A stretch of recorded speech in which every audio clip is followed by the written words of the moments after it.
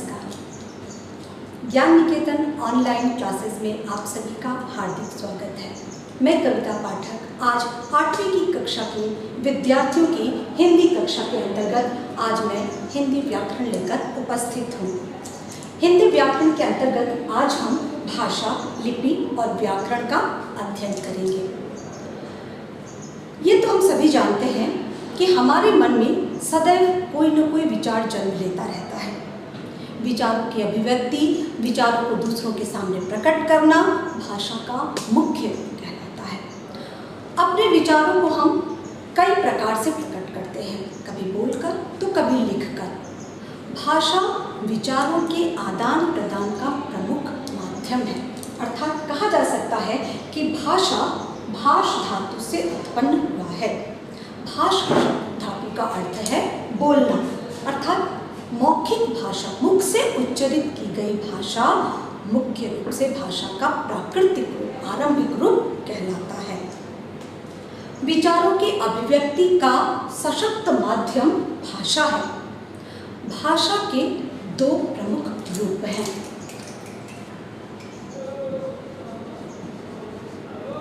प्रमुख रूप, पहला रूप मौखिक भाषा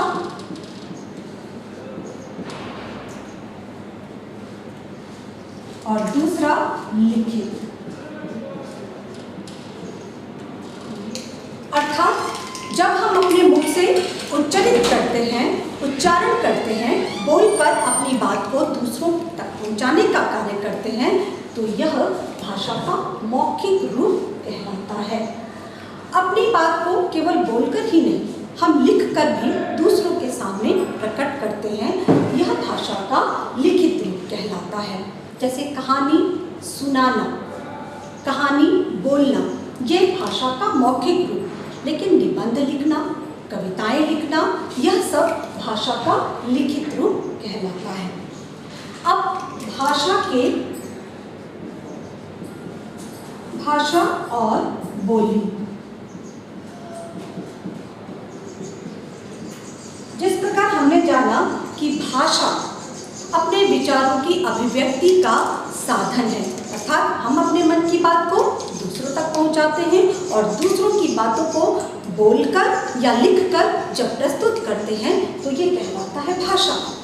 भाषा का क्षेत्रीय रूप बोली कहलाता है, अर्थात यह उपभाषा के रूप में जाना जाता है। भारतीय संविधान में भाषा की संख्या 22 है, किंतु उपभाषा अर्थात बोली की संख्या 18 मानी जाती है। भाषा और बोली में जो प्रमुख अंतर है वह यह है कि भाषा का क्षेत्र विस्तृत होता है, किंतु बोली का क्षेत्र सीमित होता है। भाषा में साहित्य रचना प्रचुर मात्रा में मिलती है, लेकिन बोली प्रायः लोक कथा, लोकोक्तियों और लोकगीतों तक ही सिमट जाता है। भाषा और बोली में अगर देखा जाए तो फिर भाषा का क्षेत्र विस्तृत है और बोली का क्षेत्र सीमित है। भाषा के स्थानीय रूप को ही हम बोली कहते हैं। इसके उपरांत लिपि का अर्थात जब हम अपनी बात को लिखकर प्रकट करना चाहते हैं, अपनी भाषा को लिखकर दूसरों के सामने प्रकट करना चाहते हैं, तो कुछ निश्चित ध्वनि चिन्हों का प्रयोग करते हैं और यही निश्चित किए गए ध्वनि चिन्हों को जो लिखने का ढंग है वह क्या कहलाता है हमारा, यह लिपि कहलाता है। अर्थात लिखने के ढंग को लिपि कहते हैं और हर एक भाषा की अपनी लिपि होती है, कुछ अपने उसके निश्चित ध्वनि चिन्ह होते हैं। जैसे हिंदी भाषा को लिखने के लिए हम देवनागरी लिपि का प्रयोग करते हैं और यह लिपि सर्वथा वैज्ञानिक है, क्योंकि हम जैसा लिखते हैं वैसा बोलते हैं और वैसा ही सुनते और समझते भी हैं। इसलिए देवनागरी लिपि वैज्ञानिक लिपि भी साबित हुई है। लिपि के उपरांत व्याकरण, भाषा के शुद्ध ज्ञान को प्राप्त करने के लिए हमें व्याकरण की जानकारी आवश्यक होती है। अर्थात भाषा के नियमों को, उसके सिद्धांतों को, उसकी विशेषताओं को जो ज्ञान कराता है वह शास्त्र व्याकरण कहलाता है। और व्याकरण के प्रमुख 3 अंग होते हैं। व्याकरण के मुख्य 3 अंग हैं।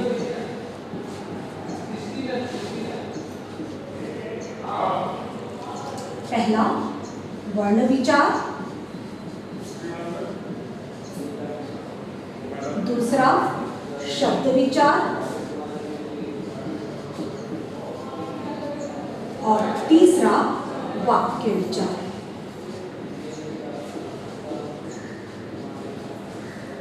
इस प्रकार हम व्याकरण के अंतर्गत वर्ण, शब्द और वाक्य का अध्ययन करते हैं। वर्णों के द्वारा हम शब्दों के निर्माण की प्रक्रिया को जानते हैं और शब्दों के द्वारा हम वाक्य के निर्माण को करते हैं। अर्थात अगर देखा जाए तो भाषा विचारों का आदान प्रदान, लिपि लिखने के ढंग को, जो निश्चित किए गए कुछ ध्वनि चिन्ह होते हैं उन्हें लिखने का तरीका लिपि कहलाता है। व्याकरण हमें नियमों का, भाषा के नियमों का ज्ञान कराता है।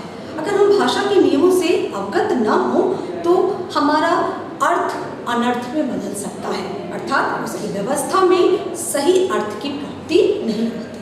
और व्याकरण का मुख्य उद्देश्य है हमें भाषा के नियमों से परिचित करवाना। इस प्रकार से भाषा, लिपि और व्याकरण, भाषा और बोली में हमने अंतर जाना। भाषा की संख्या 22 है और बोली की संख्या 18। भाषा और बोली का मुख्य अंतर है, भाषा का क्षेत्र विस्तृत है, बोली का क्षेत्र सीमित है।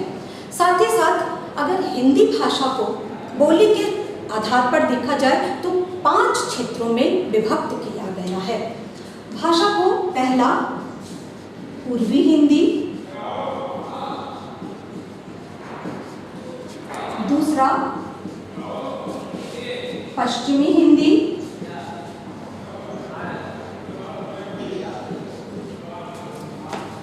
तीसरा पहाड़ी हिंदी,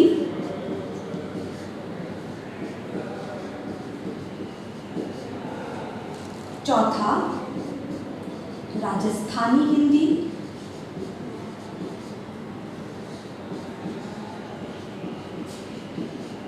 और 5वां बिहारी हिंदी।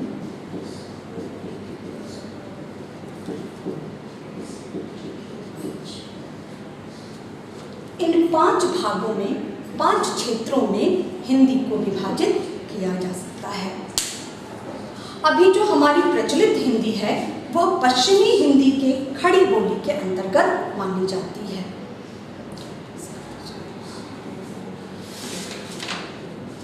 14 सितंबर 1949 की संविधान में 1949 को संविधान के अनुच्छेद संख्या 343 में हिंदी को राजभाषा के रूप में स्वीकार किया गया।